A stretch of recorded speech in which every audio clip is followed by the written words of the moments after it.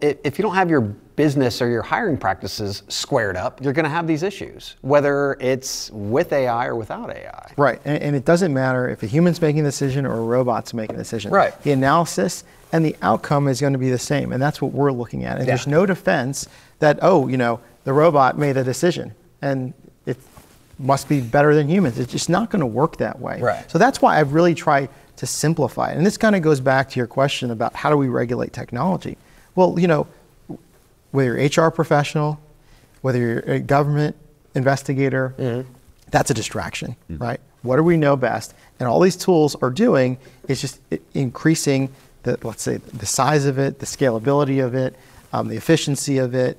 But ultimately, there's going to be some outcome because there's only a finite amount of employment decisions out there, right?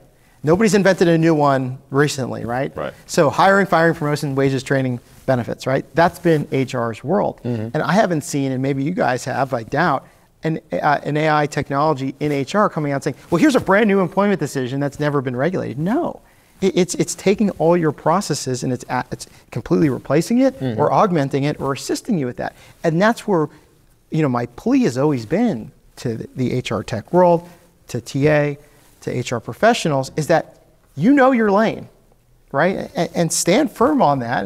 And in a sense, knowing that it's not going to be some magical new employment decision. It's what you've been doing your entire career, but now you have more data and evidence than you ever had before, and the scalability risk is there before, but do what you know best and slow down and understand how to make an employment decision. So every major shift in attitude and opinion typically happens with one big bomb. We had a large company a few years ago have their own AI initiative. It failed because they realized there was bias as they implemented it.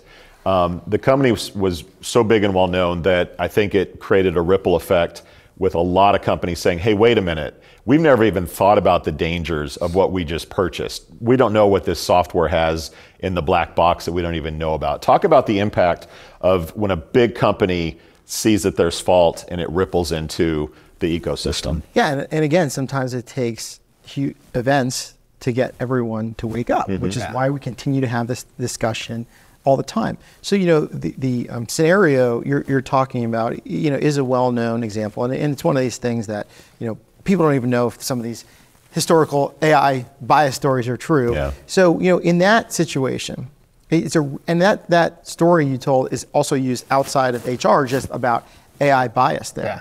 And, the legend goes that, this company, asked machine learning and AI to look through all the applicants and the people who were employees in one position. And they looked back over the 10 years and they asked the algorithm to rank the candidates and employees on a scale to 1 through 5. And if you were a woman, had a woman sounding name, went to a women's college, played women's sports teams, field hockey, you were automatically given the lowest score.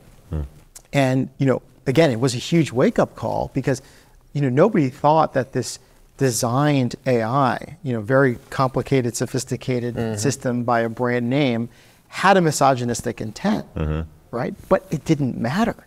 And that's my point.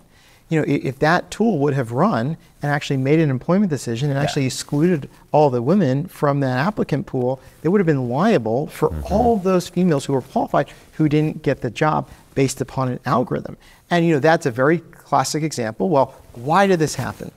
It's because the vast majority of people in that position who have been previously successful in that position or in that applicant pool were men, right? And it goes to, I want to break this down because it is a really important example into a few different ways of what went wrong here. Number one, and what, in a sense, potentially went right.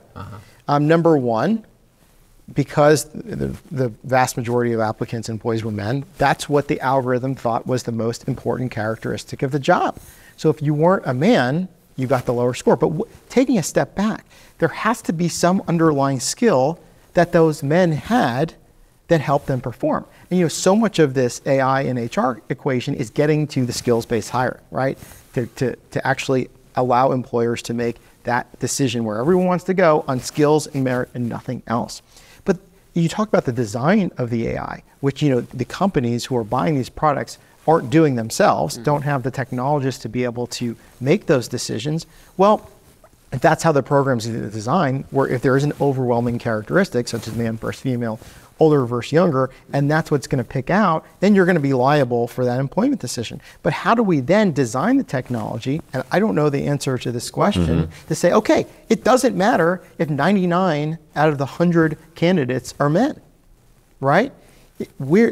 Our AI, machine learning, is going to look to see what actually is the underlying skill that makes these employees so great in the job. And how do we design that program to be able to be completely blind to that factor that's overwhelming and say, well, here are the 3 skills of why, of how you rise to the top within this applicant pool. And then the company can say, okay, well, these are the 3 skills. How can we go market these skills now? How can we train the next generation to learn those skills? Or are those skills really necessary? And if we change some of the skilling requirements, because we could maybe upskill them in-house internally, how is that going to impact the diversity of that pool? So what I'm hearing, again, that whole story that we just talked about was still business practices. It was training on hiring decisions and behaviors from before, right? This allowed the company to identify, well, wait a minute, maybe we've been biased the entire time. Now we can change our business practices. The thing that is bothering me around this whole discussion, as you talk about the doom and gloom, is that there are companies that are prospectively going to shy away from using these types of technologies, and they're going to fall behind quickly. So coming from the EEOC commissioner, would you say that companies should be digging in quickly, or should they be pulling away and just watching? Well, I've said it's no longer a question, are you going to use AI in HR? I think we're past that point, especially for larger organizations, especially ones that need to hire at scale. And you think we regulate every industry. And just like you guys comment on every industry, think about high volume, high turnover industries. Think about seasonal workers. So you just don't have with the amount of applicants coming in for large employers. Think about it. If you want to hire for 40, 50,000 seasonal jobs, you don't have 300,000 talent acquisition people to schedule and do all the interviews. So it's no longer, we're past that point. So here's what I need everyone to focus on. What are you going to use? Why are you using it? How are you using it? And the kicker is, how are you going to ensure that the employees and applicants' civil rights are not being violated within that process? And how are you going to ensure the fairness, and then it even goes past the law, right, that companies are going to deal with, the trust around this, right? And we're seeing so much a shift from, okay, we know you can't discriminate, and we know we have to use these tools, but now how do we convince our applicants, talk about the candidate experience, the employee experience, how do we convince our applicants that they're going to get a fair shake when now being subject to this technology? And the newer issue now, you talk about shifting, is with generative AI coming into the equation of potentially generative AI sitting next to you in your office and helping you do your job, perform your job. Well, what is the trust that I'm going to use this tool and it's not going to replace me? So you can see how it quickly just keeps changing and changing in there. Well, that's EEOC Commissioner Keith Sonderling, everybody. Thanks again for coming back on the show. Getting the tie. Good. Oh yeah, getting the tie. Looking good. Thanks for making us look bad. Yes, I really appreciate it. Excellent. Thanks, Keith. Thanks, guys.